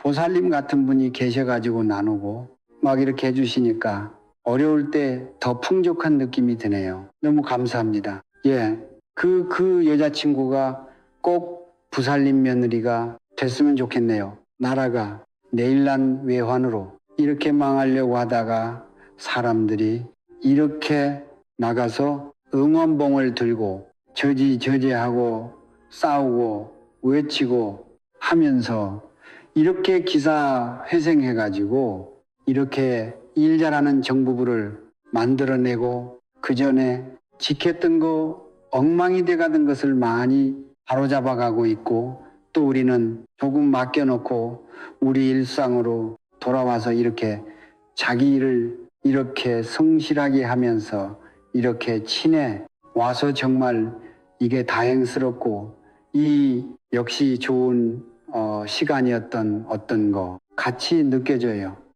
파파림에서도 제가 올해는 강원도에 거의 못 있고 거의 매일 여기 법화림에 와서 여기 법화선사에 와서 집 짓는 일을 같이 했는데 얼마 전에 이 리올 거사님이 그동안 제가 지은 집을 세보니까 제가 다 지은 건 아니지만 들여놓은 집을 세보니까 세대더래요.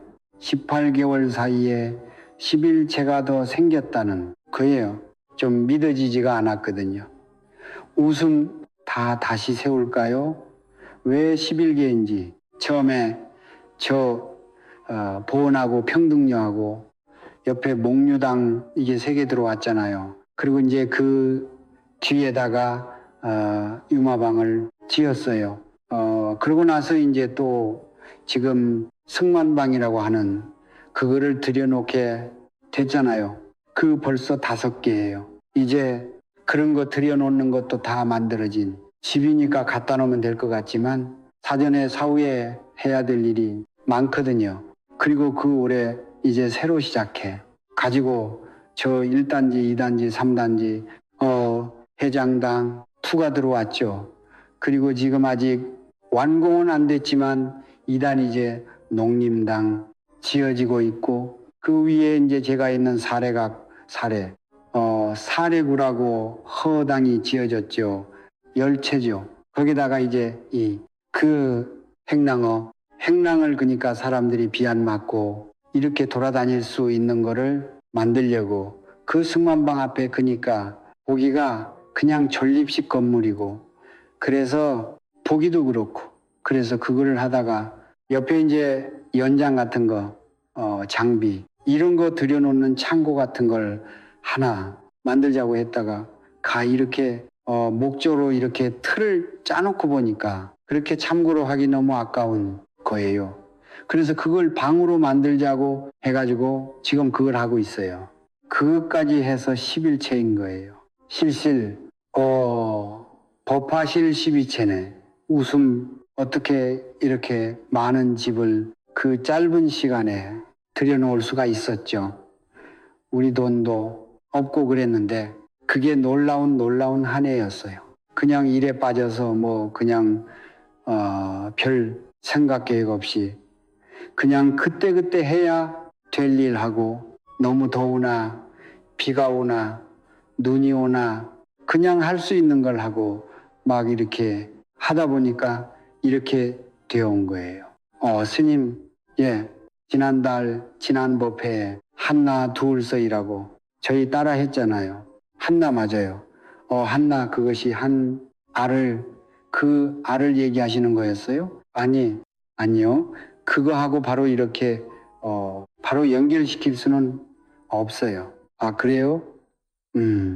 한나는 한 그 자체를 이야기하는 거고 둘은 이제 이 알과 아니요.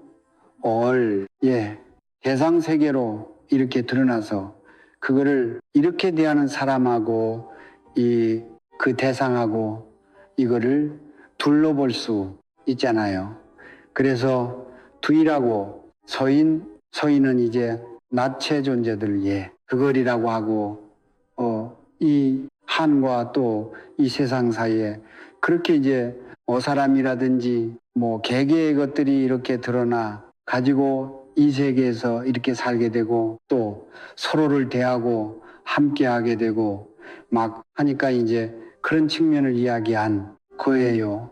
원래는 한이었다가 거기서 이제 이 대상 세계가 드러나고 우리가 거의 생겨나서 이렇게 살아가게 되고 한 과정을 숫자로 이제 한나 두울서이 이렇게 이제 말한 거죠. 거기다가 이제 너까지 넣어서 이야기하면 그 다음에 너의 그거를 셀 때 다 이렇게 손가락으로 세잖아요. 이렇게 이 손가락 5개를 다 세우면 5이에요. 그리고 또 열어서 세면 6이고 거기다가 이제 하늘 더해 가지고 꼽으면은 7이고 또 열어서 꼽으면 8이고 9은 모르겠어요. 근데 웃음 7, 8, 9이 다 비읍이 들어가잖아요. 이거 뭐 꼽는다 곱한다 할 때 그 비읍이에요. 그리고 셋, 넷, 다섯, 여섯 여기 들어가는 시옷은 세다 할 때 그 셈할 때 그 시옷이고 제가 마음대로 막 그렇게 분석한 거예요. 그러니까 그래도 그렇게 보면 나쁠 거 없어요. 그리고 그런 거 같잖아요.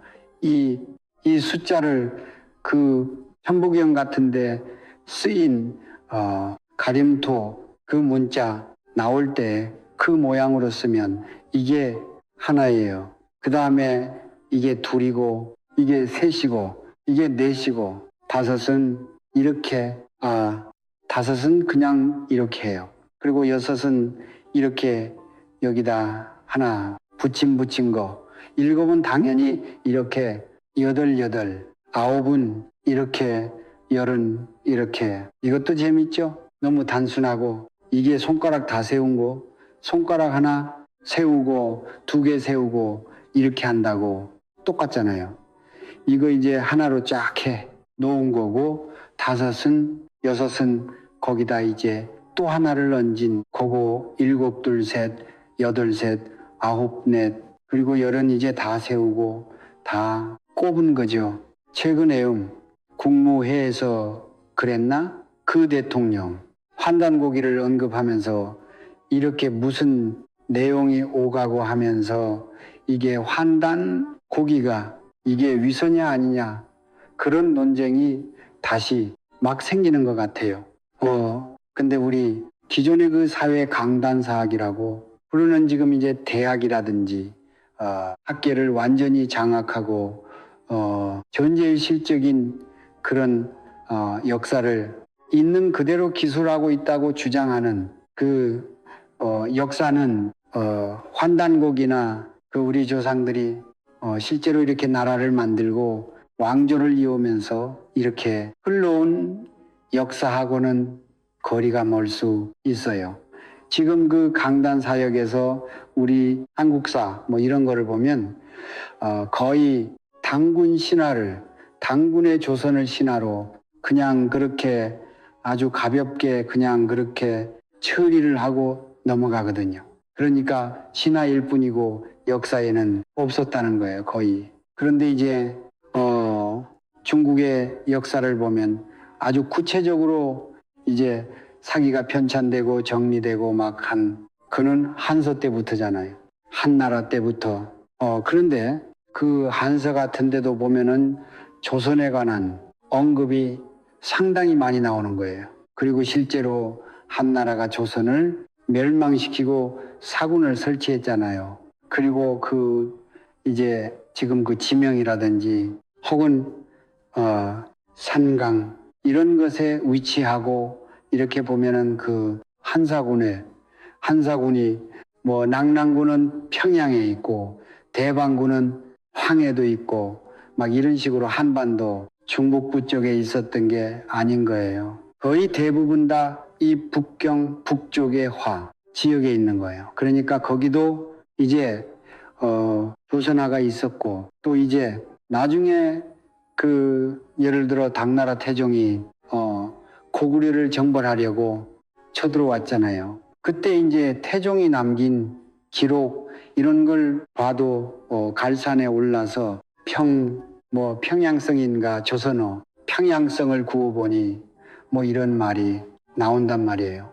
그 갈산의 위치는 그 화복적인 거예요. 그러니까 당태종이 그 많은 군대를 몰고 고구리를 정벌한다고 쳐들어온 데가 어디 평양이거나 어디 만주 쪽에 길림성이거나 이런 대가 아닌 거예요. 그러니까 그쪽에 그 고구려만 해도 그쪽에 거기 여전히 평양을 가지고 있었고 거기를 주도로 삼고 있었고 지금 북한의 평양은 나중에 건토대왕입에 보면 합평양이에요. 합평양. 원래 평양은 그쪽에 있고 하북성에 있고 그러니까 이렇게 이제 여러 중국 사서들에 보면은 고구려의 강역이나 예조선의 강역이 이 한반도와 만주 일대에 있었던 것이 아닌 거예요. 근데 이제 일제가 조선을 멸망시키고 지고 삼키고 이 조선 사람들에게서 이 조선의 정신 혹은 하한의 어떤 사상 그 뿌리 이런 거를 다 돌려내려고 의도적으로 역사를 그렇게 이제 축소시키고 뭐 예를 들면 임나 일본 부설 같은 이런 걸 퍼뜨려 가지고 옛날에 일본이 오히려 한국을 지배했던 것처럼 그렇게 이제 물고 가고 있는데, 지금의 강단사학은 일본 사람들에게서 처음에 이제 실증 사학이라고 배웠던 이병도 신석호막 이런 사람들이 시작해가지고 뭐 서울대, 연고대 이런 대를 다 장악해서 그걸 이제 우리 나라의 진짜 실증적인 역사인 것처럼 그렇게 이제 이렇게 만들어 온 거예요.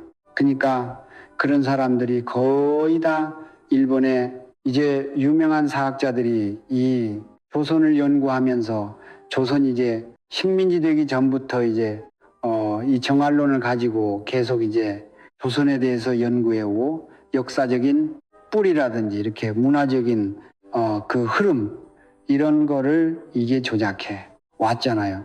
근데 그런 걸 거의 그대로 받아들이고 있는 거거든요. 그리고 또 우리 역사가 심하게 왜곡된 거는 조선조에 들어와서예요. 조선이 이제 명나라가 중원에 이렇게 들어서고 그 명나라에 조공을 바치고 이제 명나라의 형제국, 제후국 혹은 뭐 신하국으로 그렇게 이제 자리매김을 하면서 적당하게 보호도 받고 인정도 받고 그러려고 의도적으로 이제 역사를 축소했어요.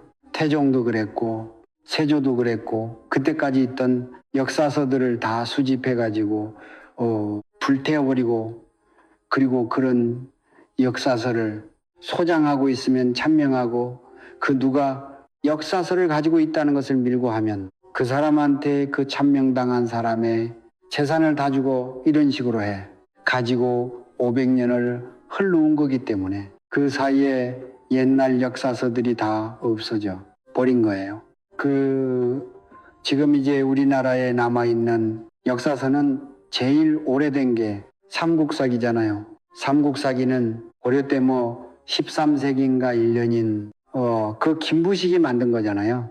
김부식이 그때 그렇게 역사를 삼국의 역사를 그렇게 정리할 때도 그냥 창작을 한 게 아니고 그 전에 있던 사서들을 다 참고해서 그렇게 지었을 거 아니에요.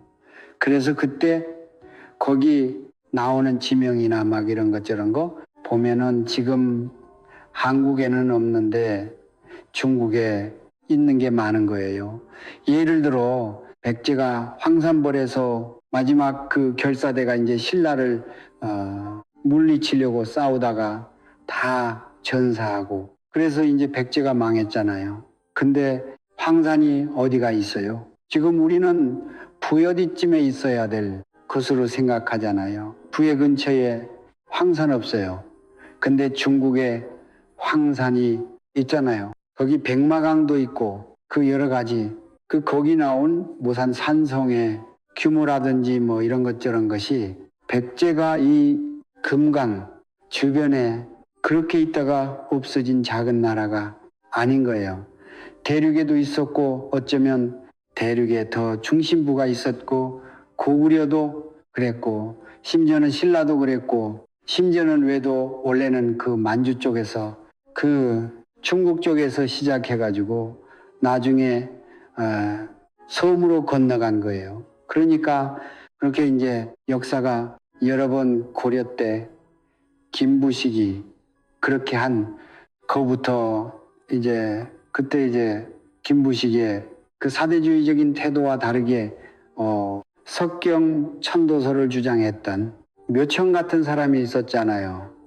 이 사람들은 훨씬 더 호방하고 민족 중심적이고 이렇게 전투적인 호전적인 그런 세계관을 국가관을 가지고 있었고 그때 이제 석경으로 천도하자 이렇게 주장을 했는데 그 석경이 어디 같아요?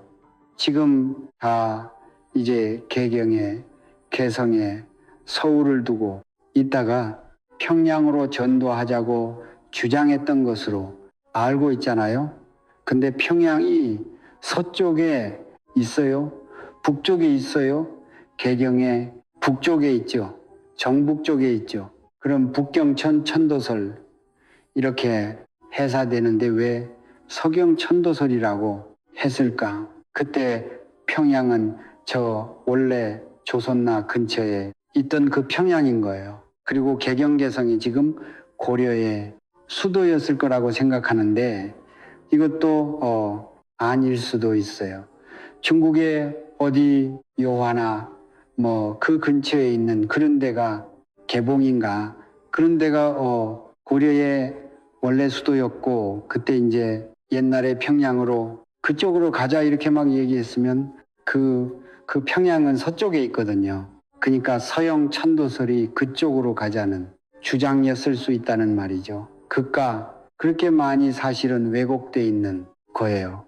고려의 국경도 지금 청천강으로 이렇게 동서를 자르는 그러니까 한반도 다 차지하지도 못하고 한 3분쯤 그 정도나 장악하고 있던 나라처럼 우리가 생각을 하는데 중국에 사서더라도 고려의 국경이 뭐 천령에서 공공진까지 이렇게 돼 있다고 하는데 이거니 남북으로 이렇게 있다는 거예요. 국경이. 근데 청강 이렇게 자르면 이게 남북이 아니잖아요.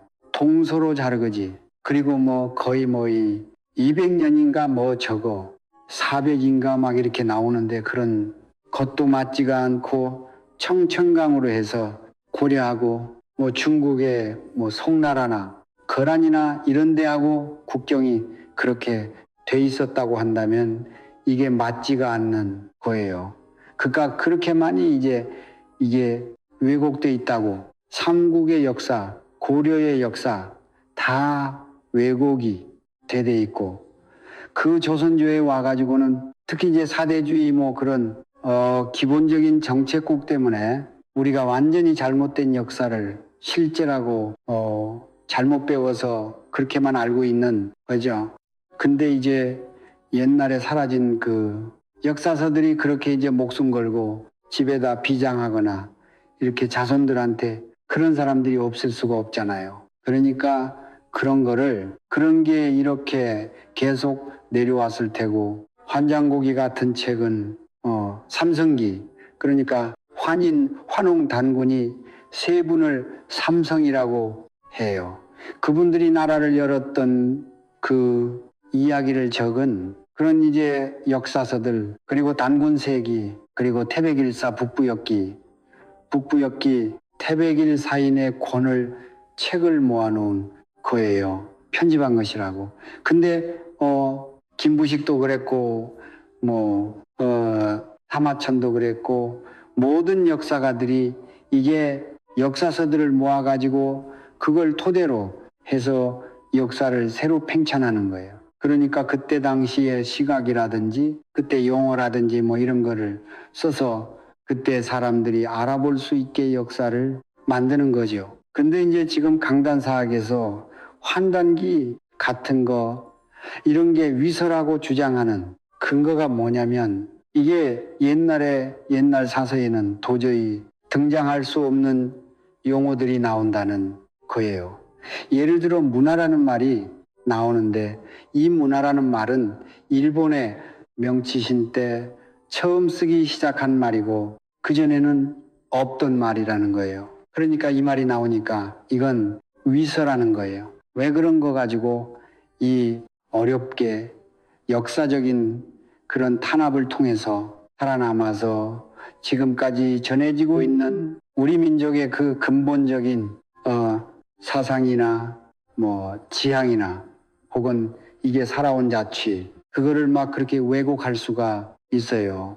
우리 후손들이 그렇게 잘못 배워서 그렇게 왜곡된 역사관을 가지고 우리 과거를 우리 조상들의 삶을 우리들의 숭고한 맥속의 정신을 그렇게 잘못 알고 살아서는 안 된다는 생각이 들어요. 나중에 기회가 되면은 제가 이제 이 태백일서 안에는 우리가 그 천부경이라고 알고 있는 처음에 어떤 정신으로 이 세상이 이 나라가 우리들의 존재가 이 세상에서 이 삶을 시작하게 되고 나라를 꾸려오고 그리고 이렇게 하나가 되어서 이렇게 흘러왔는지 이런 거를 이렇게 철학적으로 사상적으로 거의 이제 불교적인 선적인 그런 깨달음하고 바로 닿는 그런 가르침을 담고 있거든요. 그러니까 그거를 좀 이렇게 소개를 해드리고 싶어요. 그러니 사상적인 깊이에 조금이라도 이렇게 눈길을 주고 이렇게 영감을 받고 또 거기에서 이 삶에 에너지를 넣고 그럴 수 있다면 그런 거 없이 그냥 이렇게 나는 20세기, 21세기에 이렇게 작은 한국이라고 하는 나라에 태어나가지고 너무 그냥 옹색하고 창피하고 찌질한 그런 국민으로 겨우 이렇게 그냥 살고 있다 이렇게 생각할 수가 없게 돼요. 아, 우리 조상들이 그렇게 살아왔고 그런 정신으로 이 삶을 또 이 세상을 영유해 왔구나. 우리가 주인이었구나. 그런 걸 느끼게 되고 특히 이제 이 한한을 이제 한임이라고 할 수 있거든요. 그게 이제 이 공간 속에 이렇게 있다고 공간과 하나라고 생각하면 그게 한올림이에요. 근데 우리 조상들은 어쩌면은 한님 한 그 자체를 우리의 근원이고 가장 자비롭고 높은 그런 정신으로 우리 모두를 다 이렇게 왜 우리가 사는지 어떻게 살아야 하는지 무엇을 향해서 나아가야 되는지 그런 거를 이렇게 가르쳐주는 분 옛날에 그렇게 이 세상을 시작했고 또 지금 우리를 이렇게 살게 하고 있는 그런 존재로 여겼을지 몰라요. 근데 우리가 이제 이게 서양의 그 종교관, 신관 막 이런 것을 알게 되고 그러면서 이제 우리 조상들도 하느님 하면서 하느님 하면서 믿었던 게 그런 신일 거라고만 생각을 하게 돼 버린 거죠. 이게 사실은 굉장히 안타까운 일이고 진짜 무지한 일이에요. 근데 그 한이 세 가지 으로 벌어진다고 했잖아요. 삼극으로 한알과 한얼굴로 이거를 삼신이라고 해요. 삼신. 그러니까 삼신이 우리를 이 세상에 오게 한 거예요. 우리가 이제 이거를 쉽게 삼신 할머니가 애를 이렇게 점지해 준다고 그렇게 들었잖아요. 그러니까 옛날 할머니들은 그렇게밖에 이해를 못 하고 그렇게 이제 들어서 그렇게 믿고 그냥 살았으니까 되는데 우리는 이제 그거를 그냥 너무나 이게 순진한 그런 민간 신앙이다 혹은 미신이다 이런 식으로만 생각이 돼버린 거예요. 근데 알고 보면은 그 삼신이라는 것이 이 한알과 한얼과 한을이고 그리고 이것이 다 한에서 나온 것이라고 그래서 그 한을 사실은 한님이라고 우리 조상들이 이제 어떤 모든 것의 근원 또 우리의 근원 모든 것의 중심 모든 것의 주체로서 그렇게 믿고 섬기고 또 그걸 지향하고 그 앞에 이렇게 치성드리고 매일 물 떠놓고 그 존재를 생각하고 하면서 이렇게 살아온 것이라고 그러니까 이거를 이제 그냥 미신이다 혹은 민간신앙이다 이렇게 취할게 아니고 우리가 지금 이렇게 발달한 인지라든지 혹은 과학기술이라든지 뭐 이런 걸 토대로 해서 바르게 살려내 가지고 또 이제 이걸 그냥 하나의 사상으로만 철학적인 사상으로만 그렇게 하면은 또 이제 뭐 누가 논박할 수 있고 뭐 이런 설왕설래가 이게 많을 수 있으니까 이 불교적인 깨달음을 통해서 이게 정말 이게 완전한도 우리 모두가 다 결국은 그것을 거기 이루어야만이 삶의 온갖 고충이나 모자람이나 이 허접함에서 벗어나서 온전하게 되는 그런 길로 이렇게 받아들일 수 있게 될 것 같아요. 지금 우리가 가져야 될 태도는 그 정신없는 얼빠진 그런 학자들 역사를 안답시고 막 어쩌고 저쩌고 일본의 식민사관이라든지 그 이후에 굴종적인 그런 사관에 이게 갇힌 사람들이 뭐 환난국이 그 다위선인데 뭐 막하고 막 예. 그런데 이게 속지 말고 실제로 우리가 그걸 공부할 필요가 있는 것 같아요. 그 내용이 무엇인지 그게 역사적으로 사실인지 아닌지 이건 검증과 대단히 어려워요. 기존에 있는 사료들도 어떤 사서에 그게 기록되어 있다고 해서 그게 실제인지 아닌지 검증하는 게 너무 어렵잖아요. 역사학 자체가 그래요. 이미 지나가 본 일인데 그게 사실인지 아닌지 이거를 분명하게 가려내는 것은 너무나 난한 작업, 영원히 불가능한 일일 수도 있어요. 역사학이라고 하는 것은 옛날에 있는 이게 사료나 막 이런 거를 토대로 해서 무엇이 사실일까 거기에 그거를 밝혀내려고 거기 접근하려고 계속 노력해가는 그런 과정이지 무엇이 사실이라고 확정짓는 그런 일은 아니거든요. 그 환묵이라든지 우리의 역사서에 이렇게 있는 것들 그거를 이제 사실로 이렇게 믿을까 말까 그런 문제라기보다는 우리가 공부하고 연구하고 실제로 그렇게 잘 알아보면서 그거를 모르고 지나가거나 혹은 왜곡된 다른 사람들의 해석이라든지 평가 막 이런 데 속아 넘어가 가지고 그냥 살지 않는 그런 태도인 것 같아요. 다행히 이제 국군이 그렇게 상승해 가고 때가 돌아와서 그런지 지금 대통령도 그렇고 또 이제 그동안 강단 사학에 짓눌려 가지고 유사 사학, 사회비 사학하는 사람들이라고 지탄받아오던 그런 몇몇 용기 있는 진실한 그런 이게 학자들로 사상가들이 이렇게 바른 소리들을 하고 있어서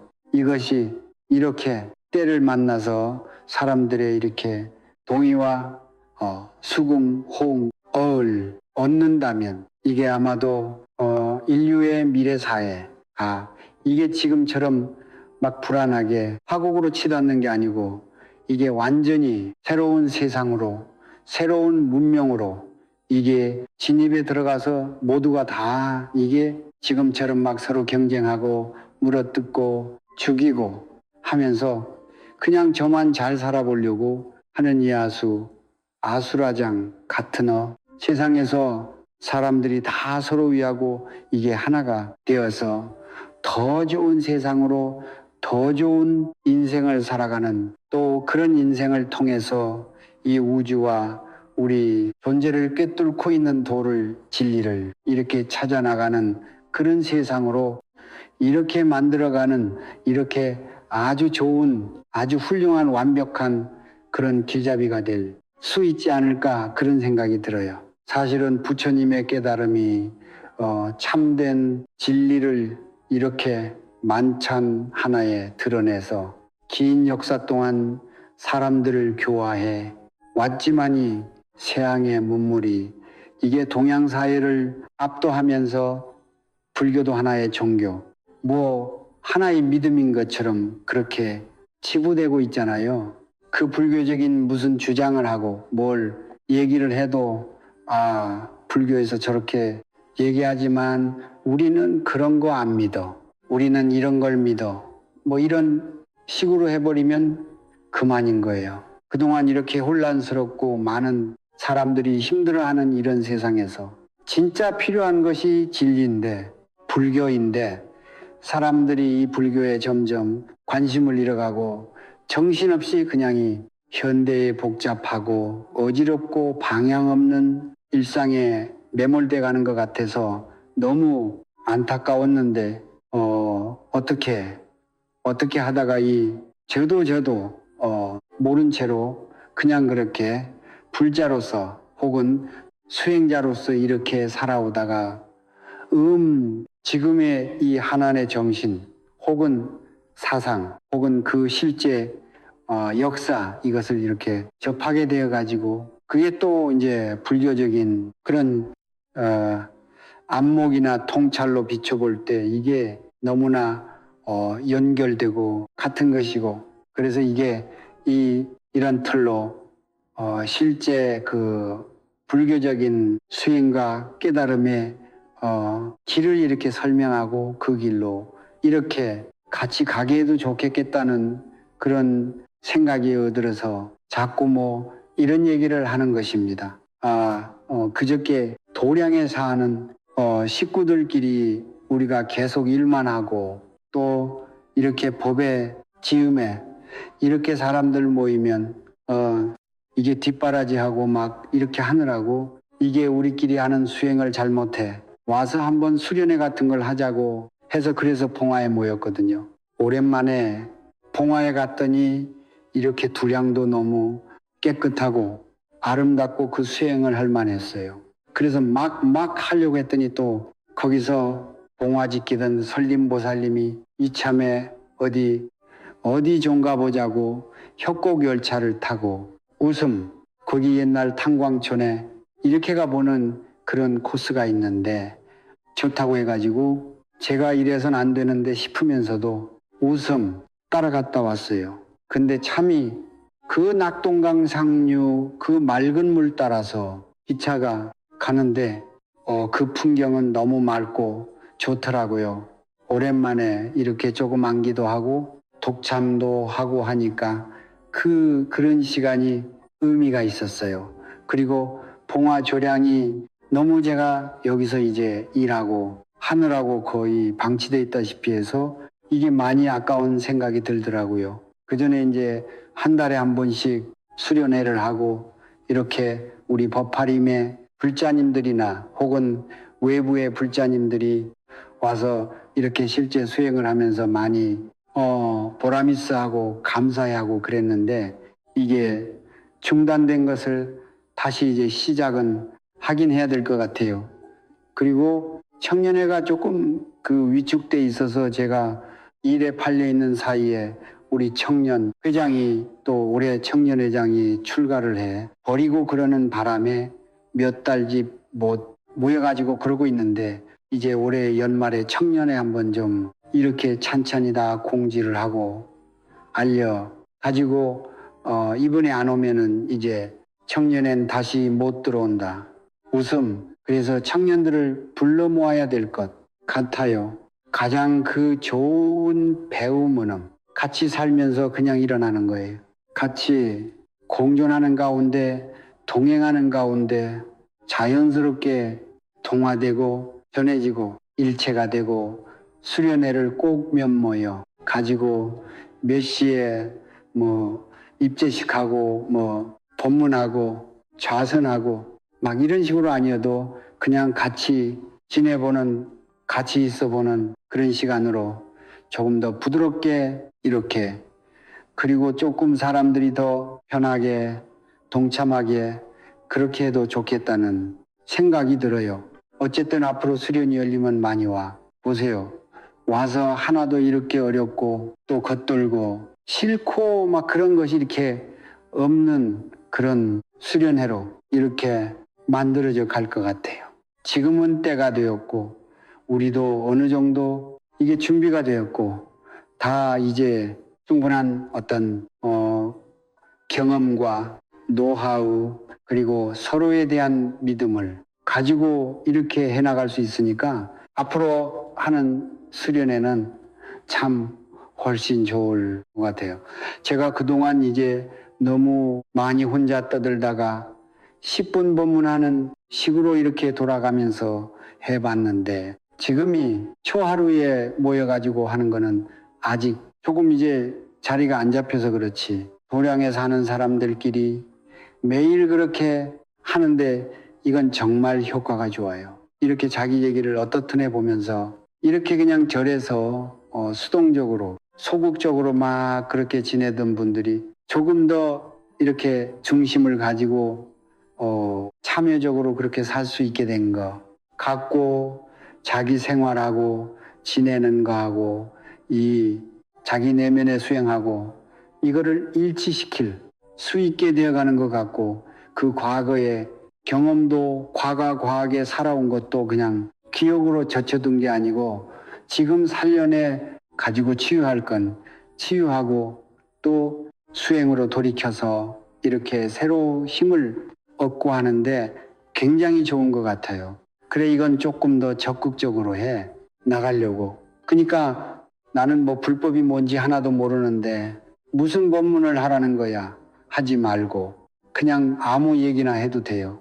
그거를 어떻든 계기로 해서 자기가 어떤 사람인지, 어떻게 살아온 사람인지, 또 어떻게 살아야 할지, 어떤 길로 가야 할지, 이런 것이 그냥 자명해지고, 이게 객관화해서 또 많은 사람들이 그걸 같이 봐주고 조언해주고 하는 가운데 훨씬 더 명료하게 이렇게 가닥을 잡아낼 수가 있거든요. 그러니까 이게 아주 좋은 발심의 계기이고, 또 수행을 함께 점검할 수 있는 계기고, 또 수행의 그 에너지를 이렇게 얻는 기회인 것 같더라고요. 자주 해보자고요.